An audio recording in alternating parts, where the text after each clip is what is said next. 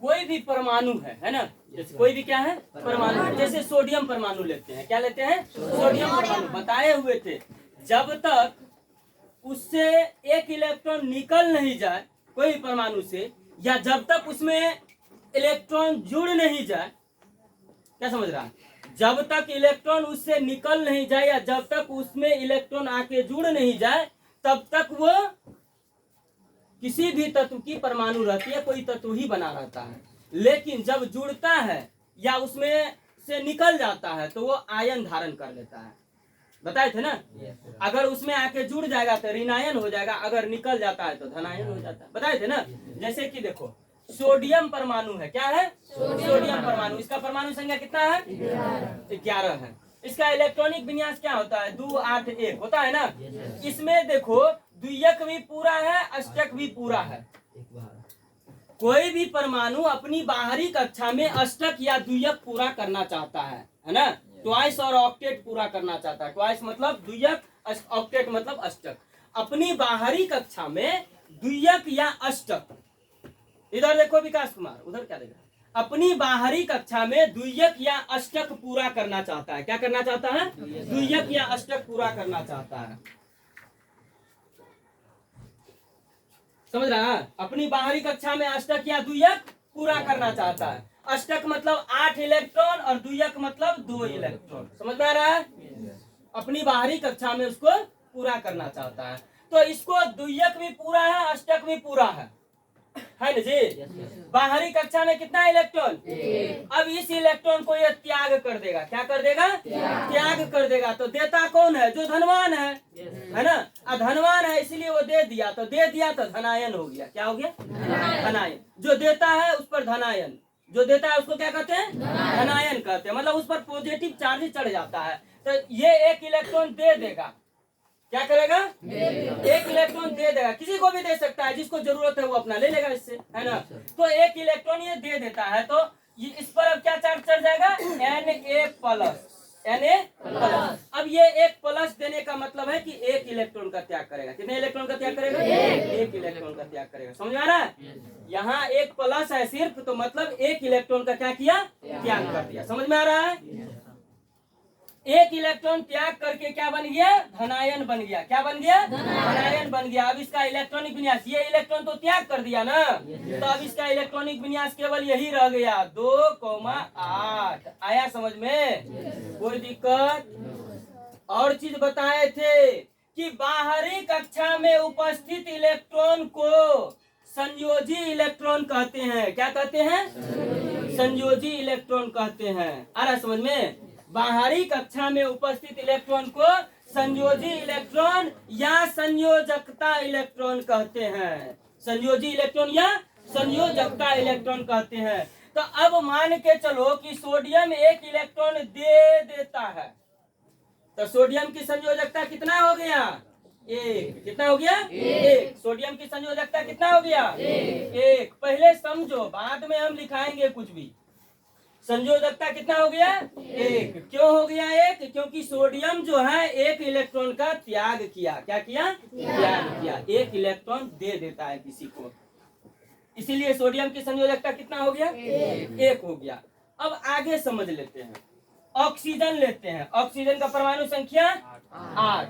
इसका हम इलेक्ट्रॉनिक विन्यास निकालेंगे तो 2,6 हो गया, हुआ ना 2,6। अब इसके बाहरी कक्षा में 6 इलेक्ट्रॉन है। कितना इलेक्ट्रॉन 6। ये तो अपना अष्टक पूरा करेगा ना, अपना ऑक्टेट पूरा करेगा ना ये। तो अपना ऑक्टेट अष्टक पूरा करने के लिए इसको कितना इलेक्ट्रॉन और चाहिए 2 इलेक्ट्रॉन और चाहिए। ये ऑक्सीजन क्या करेगा 2 इलेक्ट्रॉन को ग्रहण करेगा। कितना इलेक्ट्रॉन को 2 इलेक्ट्रॉन को ग्रहण करेगा। लेता है तो ऋणायन हो जाता है, बताए थे ना। जो देता है धनायन, जो लेता है ऋणायन। आ रहा समझ में। तो ये कितने इलेक्ट्रॉन लेगा 2 इलेक्ट्रॉन लेगा। तो 2 इलेक्ट्रॉन लेने के बाद इलेक्ट्रॉनिक विन्यास इसका हो जाएगा 2,8। और ऑक्सीजन पर जो है ऋण आवेश हो जाता है 2 माइनस, मतलब 2 इलेक्ट्रॉन लिया। आ रहा समझ में। इस पर ऋण आवेश चढ़ गया, मतलब 2 इलेक्ट्रॉन लिया। आ रहा है समझ में? कोई दिक्कत? ये 2 इलेक्ट्रॉन ले करके ऋणायन धारण कर लिया और अपना अष्टक भी पूरा कर लिया। कितना इलेक्ट्रॉन लिया? 2 इलेक्ट्रॉन लिया। तो जितना लिया वही हो गया उसका संयोजकता, अर्थात ऑक्सीजन की संयोजकता कितना हुआ? कितना हुआ जी? 2। समझ में आया? अब देखो परिभाषा। कोई भी परमाणु अपना अष्टक या द्वियक पूरा करने के लिए जितना इलेक्ट्रॉन लेता है, जितना इलेक्ट्रॉन देता है या जितने इलेक्ट्रॉन की साझेदारी करता है, उसी इलेक्ट्रॉन को उस परमाणु की संयोजकता कहते हैं। समझ में आया? कोई दिक्कत? लिखना है परिभाषा संयोजकता का, स्टार मार के लिखो संयोजकता। वैलेंसी है ना? कोई भी परमाणु अपनी बाहरी कक्षा में अष्टक या द्वियक पूरा करने के लिए जितना इलेक्ट्रॉन लेता है या जितना इलेक्ट्रॉन देता है या जितने इलेक्ट्रॉन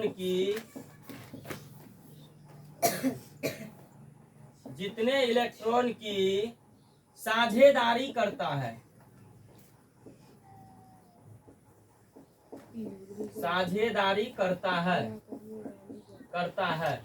उस इलेक्ट्रॉन को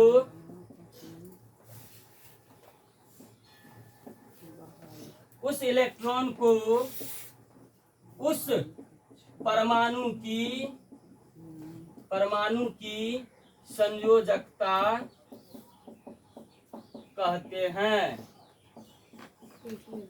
हैं। जैसे में देख लो, इधर परिभाषा लिख करके जैसे में ये लिख लो दोनों। समझ में आया अच्छा से? किसी को दिक्कत भी है इसमें? अब संयोजकता समझ गया ना?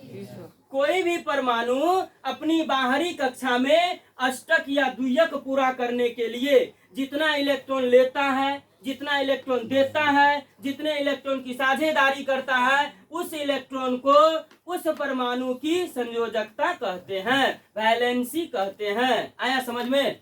कोई डाउट? लिखो फास्ट में।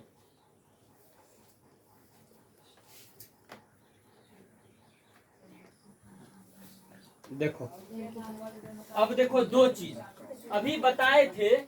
सोडियम परमाणु का इलेक्ट्रॉनिक विन्यास 2,8,1 है ना जी? ये देखो, ये टोटल जो हो जाता है इसको कहते हैं कोर इलेक्ट्रॉन। क्या कहते हैं? Core electron.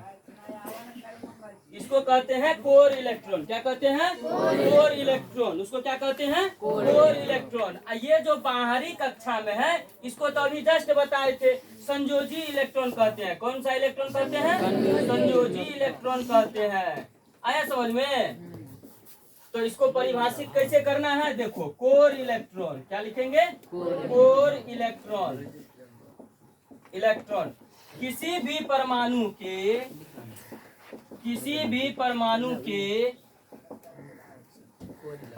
के आंतरिक कक्षा में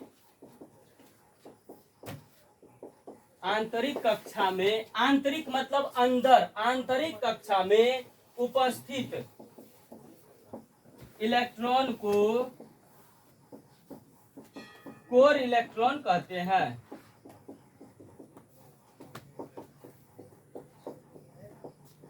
किसी भी परमाणु के आंतरिक कक्षा में उपस्थित इलेक्ट्रॉन को कोर इलेक्ट्रॉन कहते हैं। आ रहा है समझ में? यहाँ पर लिख दिए हैं। उसी तरह से संयोजी इलेक्ट्रॉन,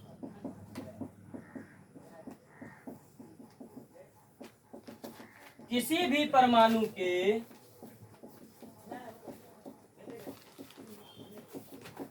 बाहरी कक्षा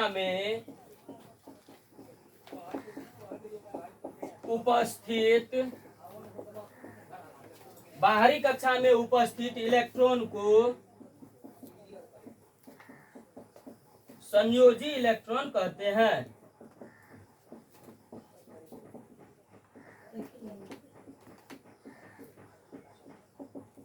आ रहा समझ में? देखो, आंतरिक कक्षा में उपस्थित इलेक्ट्रॉन को कोर इलेक्ट्रॉन कहते हैं और बाहरी कक्षा में उपस्थित इलेक्ट्रॉन को संयोजी इलेक्ट्रॉन कहते हैं। जैसे बोर्ड पर बनाए हैं सेम टू सेम लिखो फास्ट में।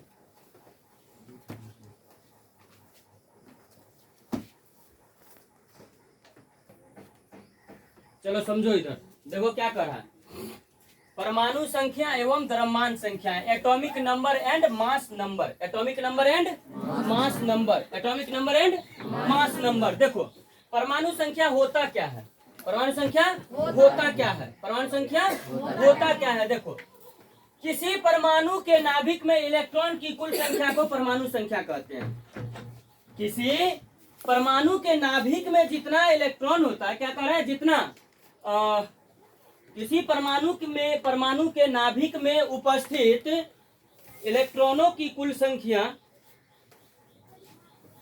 एक सेकेंड,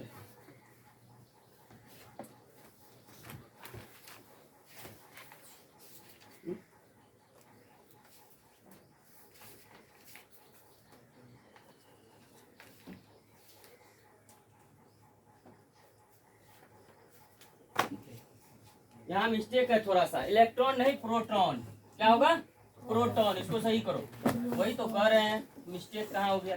देखो, किसी परमाणु के नाभिक में प्रोटॉन की कुल संख्या को परमाणु संख्या कहते हैं। किसको? प्रोटॉन की कुल संख्या को परमाणु संख्या कहते हैं। इसे जेड से सूचित किया जाता है। किससे? जेड से। परमाणु संख्या को किससे सूचित करते हैं? जेड से। नाभिक में उपस्थित कुल प्रोटॉनों की संख्या को हम लोग परमाणु संख्या कहते हैं और इसे जेड से सूचित किया जाता है। परमाणु संख्या बराबर होता है नाभिक में उपस्थित कुल प्रोटॉनों की संख्या। नाभिक में उपस्थित कुल प्रोटॉनों की संख्या। आ रहा है समझ में? अब देखो, अर्थात जेड बराबर क्या हो जाएगा? पी। मतलब जेड कहते हैं परमाणु संख्या को। जेड किसको कहते हैं? परमाणु संख्या को। पी मतलब प्रोटॉन की संख्या। पी मतलब प्रोटॉन की संख्या। पी मतलब प्रोटॉन और जेड मतलब परमाणु संख्या। आ रहा है समझ में? अर्थात नाभिक में उपस्थित कुल प्रोटॉनों की संख्या को परमाणु संख्या कहते हैं। देख लो, जैसे एक नंबर में हाइड्रोजन परमाणु के नाभिक में एक प्रोटॉन होता है। हाइड्रोजन परमाणु के नाभिक में ऐसे लिखा रहता है 1p। देखा था? लिखे थे ना? 1p। 1p कहने का मतलब एक प्रोटॉन हाइड्रोजन परमाणु के नाभिक में। हाइड्रोजन परमाणु के नाभिक में कितना प्रोटॉन? एक प्रोटॉन। हाइड्रोजन परमाणु के नाभिक में एक प्रोटॉन। तो जितना नाभिक में प्रोटॉन होता है उसी को परमाणु संख्या कहते हैं। समझ में आ रहा है? तो हाइड्रोजन के नाभिक में एक प्रोटॉन, अर्थात हाइड्रोजन की परमाणु संख्या एक। हाइड्रोजन की परमाणु संख्या एक। हाइड्रोजन की परमाणु संख्या एक। हाइड्रोजन के नाभिक में कितना प्रोटॉन? एक। और जितना नाभिक में प्रोटॉन होगा वही उसकी परमाणु संख्या होगी। अर्थात नाभिक में जो है ये प्रोटॉन की संख्या एक है, तो परमाणु संख्या को जेड से सूचित करते हैं। अब प्रोटॉन की संख्या को पी से, अर्थात जेड बराबर क्या हो जाता है? पी। परमाणु संख्या बराबर प्रोटॉन की संख्या। आया समझ में? कोई दिक्कत? हाँ। अब देखो, अर्थात हाइड्रोजन के लिए परमाणु संख्या कितना हो गया? एक। जेड बराबर एक। उसी तरह से कार्बन, कार्बन लिखा रहेगा ऐसे सी, है ना? ऐसे नाभिक में दिया रहेगा 6p। क्या लिखा रहता है? 6p से ऐसे कार्बन दिया रहता है 6p। क्या लिखा रहता है? 6p। इसको कहते हैं नाभिक। इसको क्या कहते हैं? नाभिक कहते हैं। तो ये जो सेंटर हो गया नाभिक, ये नाभिक में कितना लिखा हुआ है? 6p। तो नाभिक में जितना प्रोटॉन रहता है, नाभिक में जितना प्रोटॉन रहता है उसी को क्या कहते हैं हम लोग? परमाणु संख्या कहते हैं। क्या कहते हैं? परमाणु संख्या कहते हैं। तो नाभिक में 6 प्रोटॉन है, अर्थात जेड बराबर 6p। प्रोटॉन की संख्या कितना हो गया? 6। परमाणु संख्या कितना हो गया? 6। प्रोटॉन की कुल संख्या कितना है? 6। प्रोटॉन की संख्या कितना है? 6। तो परमाणु संख्या कितना होगा? 6। परमाणु संख्या में कितना होगा? 6। क्योंकि कुल प्रोटॉनों की संख्या को परमाणु संख्या कहते हैं। तो कार्बन के नाभिक में कुल 6 प्रोटॉन है। कितना प्रोटॉन है? 6 प्रोटॉन है। अर्थात कार्बन की परमाणु संख्या 6 हो गया।